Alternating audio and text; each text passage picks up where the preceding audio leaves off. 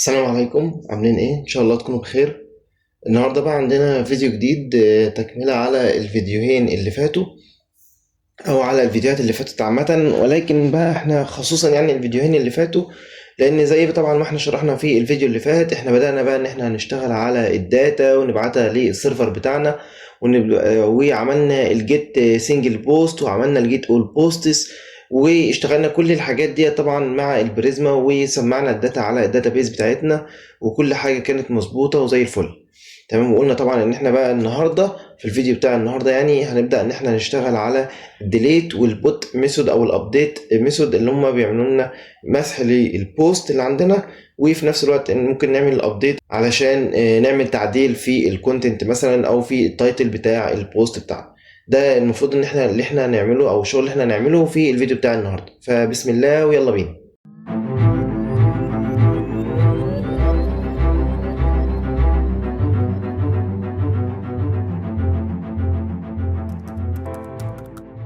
طيب الفيديو النهارده اصلا هو بسيط جدا، واللي احنا هنعمله هو موضوع بسيط جدا. يعني المفروض اصلا ان يعني انت اصلا من الفيديو اللي فات تكون على الاقل ان انت حاولت ان انت تشتغل على البوت ميثود، ان انت تعمل ابديت على البوست، لان هي اوريدي اصلا واحنا شغالين هتيجي تبص لان هي شبه البوست، اصلا شبه البوست ميثود اللي احنا عملناها في الفيديو اللي فات.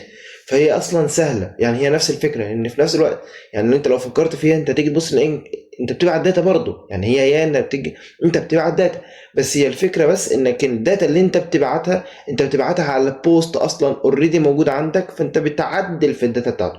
عشان كده هو اسمه تعديل، فانت بتعدل في حاجه اوريدي موجوده، ولكن انت في نفس الوقت بتبعت داتا جديده. تمام. يعني مثلا وليكن البوست اللي عندي هو اسمه بوست 1، فانا عايز اخليه بوست مثلا 2. ماشي. فبوست 1 ديت هو اصلا اوريدي موجود عندي، ان بوست 2 هي الداتا الجديده اللي انا هبعتها، بس هي الفرق بقى ان انا هبعت داتا جديده على حاجه موجوده عندي، بدل ما كنت اعمل بوست ميثود او اعمل نيو بوست، فانا ببعت داتا جديده، فانا بكريت اصلا بوست جديد اصلا عندي من الصفر. تمام. ولكن هي هتيجي تبص تلاقي نفس اللوجيك او قريب منه بشكل كبير يعني.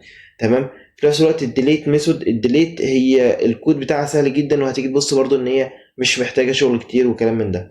فمن غير كلام كتير يعني في المقدمه، خلينا نبدا شغل كده ونقول بسم الله ونشوف هنعمل ايه.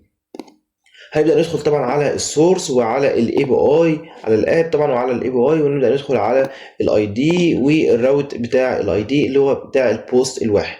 احنا عندنا ايه في البوست الواحد؟ عندنا في الجيت سنجل بوست، وعندنا طبعا البوت ميثود اللي احنا من خلالها بنعدل على البوست، وعندنا طبعا الديليت ميثود اللي احنا من خلالها بنمسح البوست. خلينا نبدأ بالبوت ميثود. طبعا احنا عندنا البوت ميثود زي ما احنا كنا عاملينها قبل كده، عاملين لها اسync فانكشن او اسync ميثود، وعملنا البارامترز بتاعتها او الارجيومنتس بتاعتها وكل حاجه معانا زي الفل. ولكن بقى طبعا انا دلوقتي البوست بتاعي دول بدل ما كنت بجيبه من الاري عن طريق الاي دي بتاعه، لا، انا دلوقتي هبدا اجيبه من البريزما، لان البريزما دلوقتي عندها اصلا الداتا بتاعتي، ومن خلال الداتا ديت انا اعرف اجيب البوست من خلال الاي دي بتاعه. تمام. طيب شايفين لما انا حددت على ده كده هتيجي تبص تلاقي ان هنا ده السطر ده هو نفسه بالظبط السطر ده، وبالتالي نفس اللي احنا نعمله هنا هو نفس اللي احنا نعمله هنا. خد بالك دي البوت ميثود وديت الديليت، ولكن نفس الفكره هنا هي نفس الفكره هنا، لان انا هنا عايز امسح بوست واحد، فانا هنا بعمل اللي انا رايح اجيب البوست من خلال الاي دي بتاعه، وهنا برضو رايح امسح، هنا رايح اعدل، وهنا رايح امسح برضو بوست واحد او بوست معين، فانا لازم اوصل للبوست ده برضو عن طريق الاي دي بتاعه. فهتيجي تبص تلاقي ان الشغل هنا نفس الشغل هنا. تمام. فانا بناء عليه انا هبدا امسح البوست ده او هبدا امسح السطر ده قصدي. تمام. طيب انا هعمل ايه؟ المفروض دلوقتي ان انا ابدا اجيب البوست دوت من خلال الاي دي او بواسطه الاي دي بتاعه. تمام. من البريزم. لو تفتكر احنا برضو عملناها في الفيديو اللي فات، عملناها فين؟ عملناها في الجيت سنجل بوست فوق هنا كده بالظبط. تمام. عشان كنت هنا بجيب البوست اللي انا عايزه من خلال الاي دي بتاعه في السطر ده كده، ولكن خلينا برضو ان احنا نبدا نعملها من هنا من اول وجديد. طبعا احنا هنا بنعمل ايه؟ بنعمل هنا كده اويت. تمام. وبنقول له هنا كده بريزما دوت بوست، واحنا قلنا احنا مجرد ما بنعمل بوست دوت قصدي يبدا يظهر لنا كل التيبلز اللي احنا مكريتينها عندنا او المودلز اللي احنا عاملينها عندنا. فهتلاقي في الكومنت، هتلاقي في البوست، هتلاقي في اليوزر. هنختار طبعا البوست وهنعمل دوت فايند يونيك. طبعا انت هنا في الفايند يونيك عندك في حاجه اسمها برضو فايند فيرست. الفرق ما بين فايند فيرست والفايند يونيك يعني انت اصلا ممكن تستنتجها برضو من الكلام. فايند يونيك يعني انت بتجيب حاجه بواسطه حاجه يونيك، يعني حاجه ما ينفعش ان هي تكون متكرره، زي الاي دي بالظبط اللي احنا بنعمله هنا كده بالظبط. انا عندي مثلا كذا بوست، عندي 5 بوستس عندي في الداتا، كل بوست هو اوريدي واخد اي دي مختلف عن التاني، صح؟ ما ينفعش مثلا يكون البوست الاولاني واخد اي دي واحد والبوست التاني واخد نفس الاي دي، لان الاي دي لازم يكون يونيك. فانا بناء عليها بستخدم الفانكشن اللي هي اسمها فايند يونيك. انما مثلا لو انا عايز اجيب بوست التايتل بتاعه مثلا وليكن ايه مثلا، وليكن فوتبول مثلا، ايا كان التايتل بتاع البوست ده ايه، التايتل بتاعه مثلا اسمه فوتبول، ما انا ممكن يكون عندي كذا بوست التايتل بتاعهم فوتبول، فبالتالي انا بستخدم ساعتها فاين فيرست. تمام، لان التايتل هو، يعني هو التايتل ما ينفعش، يعني طبيعي ان ما يكونش يونيك، يعني ممكن يكون عندي كذا تايتل او قصدي كذا بوست بنفس التايتل، فساعتها بستخدم الفايند فيرست عادي جدا، لان التايتل مش شرط ان هو يكون يونيك. انما الاي دي اللي انا عايز اجيب من خلال البوست طبعا هو يونيك، فانا هعمل فايند يونيك زي ما احنا كنا شغالين قبل كده، وهفتح القوس وافتح برضو القوس براكتس، واقول له هنا كده وير، تمام، واقول له هنا كده افتح نقطتين، وانا افتح قوس تاني واقول له ان الاي دي هنا كده، واقول له بارس انت كده.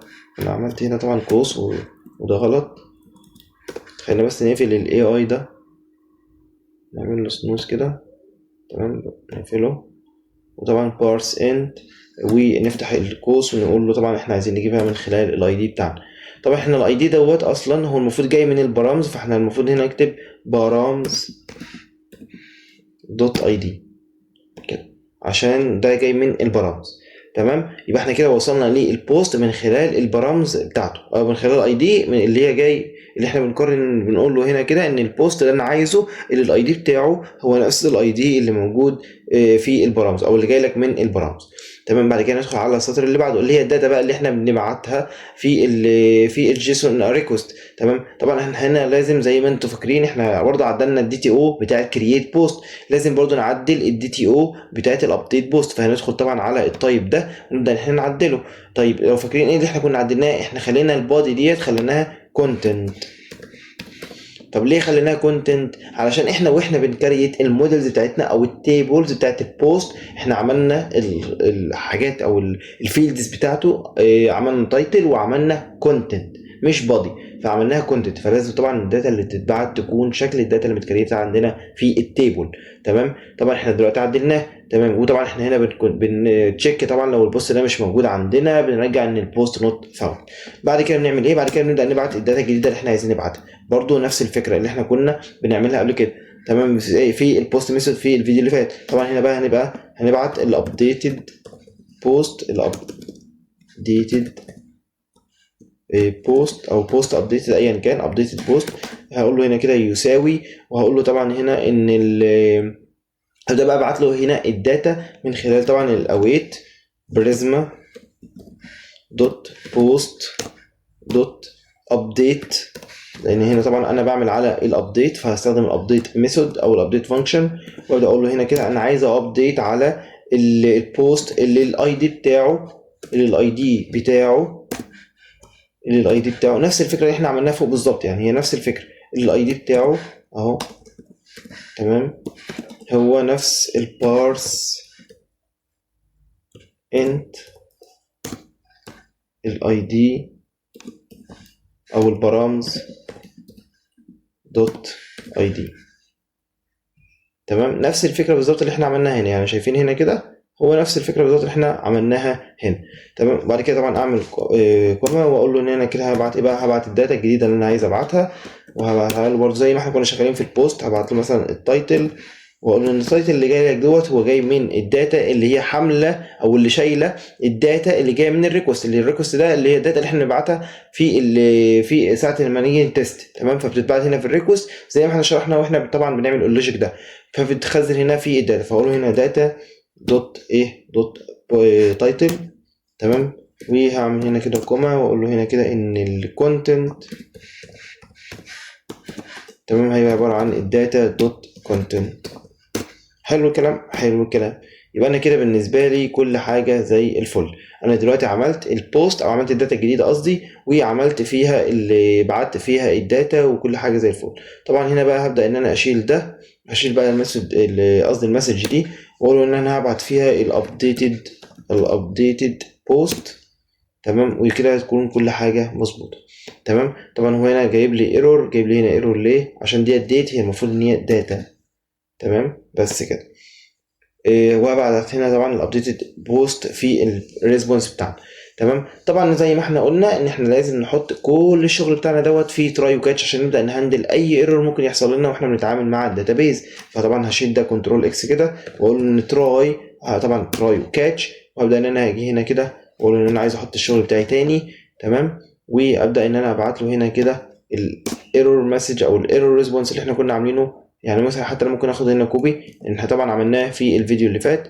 ده الريسبونس اللي ممكن يحصل لو في اي ايرور حصل عندنا في التعامل مع الداتابيز. تمام. طيب كده البوت ميثود خلصت، وكده ان انا اقدر اعدل على اي بوست عندي. تمام. تعالوا نجرب الشغل ده. اظن هي واضحه، يعني هي سهله جدا، لان انا زي قلت لكم هي زيها زي البوست ميثود بالظبط. طبعا فاحنا دلوقتي هنيجي بقى نرن السيرفر بتاعنا، هنقول ان بي ام ران ديف. تمام، عشان ابدا ارن السيرفر بتاعتي. وعمال ارن السيرفر هبدا اشتغل البرنامج اللي هو الاي بي اي دوج اللي احنا بنتست عليه الداتا.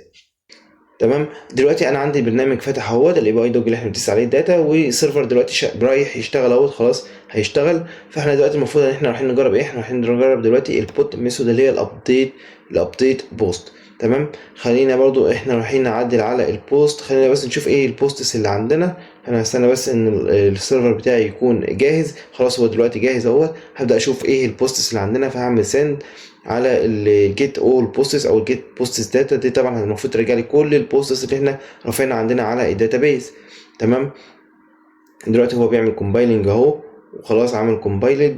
فدلوقتي المفروض ان هو يطلع لي الريسبونس بتاعي. تمام كده، كل حاجه شغاله زي الفل.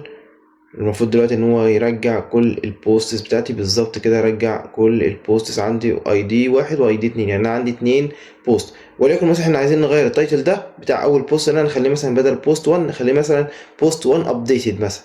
فهاجي طبعا هنا كده على البوت ميثود، هقول له ان انا عايز اعدل البوست اللي هو الاي دي بتاعه واحد زي ما احنا شغالين كده، واقول له ان التايتل بتاعه يكون مثلا، هغير دي كده بقى واخليها بوست 1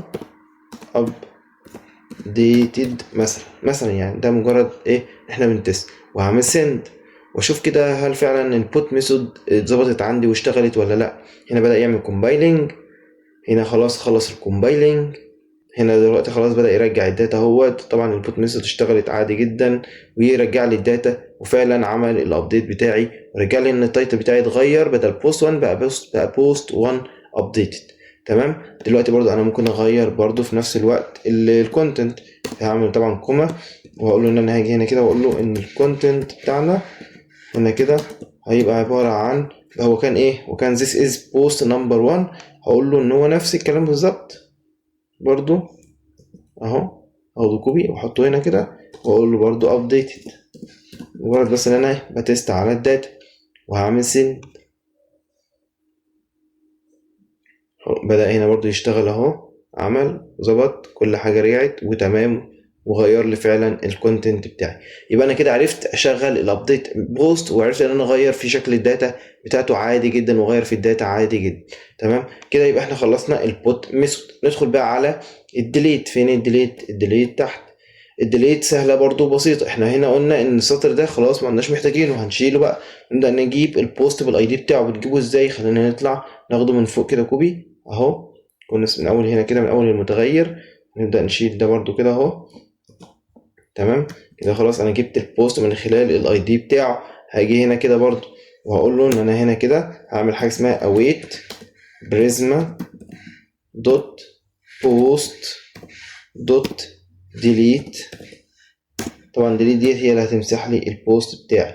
تمام. وهقول له برضو هنا كده انا عايز امسح البوست اللي الاي دي بتاعه، اللي الاي دي بتاعه سوري الاي دي بتاعه تمام عبارة اللي هو نفس الاي دي الموجود parse int في البارامز دوت اي دي. تمام بالظبط كده. واقول له طبعا ان المسج دي اللي هتجيلي او الريسبونس اللي هيظهر لي هيكون بوست ديليتد.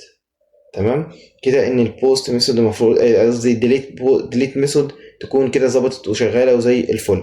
سهله جدا وبسيطه. انا بجيب البوست بالاي دي بتاعه وبقول له ان انا عايز امسحها. بمسحها ازاي؟ بمسحها بالبريزما ديليتد او البريزما دوت بوست دوت ديليت. طبعا ده ميثود جوه البريزما بتسهل برضو عليا الموضوع وزي الفل. خلينا نجرب. ندخل على الاي بي اي دوج. شايفين بقى البوست اللي احنا عدلناه ده اللي هو الاي دي بتاع واحد. احنا بقى عايزين نشيل البوست اللي هو اي دي رقم 2 عشان نسيب الابديت واحد ده البوست واحد ده عشان نبقى احنا عارفين ان احنا الداتا اللي فيه ديت هي اللي احنا عدلناها. فاحنا هنسيبه يعني. هعمل بس جيت على الاول بوستس بتاعتي علشان نشوف برضو الداتا فيها شكلها عامل ازاي.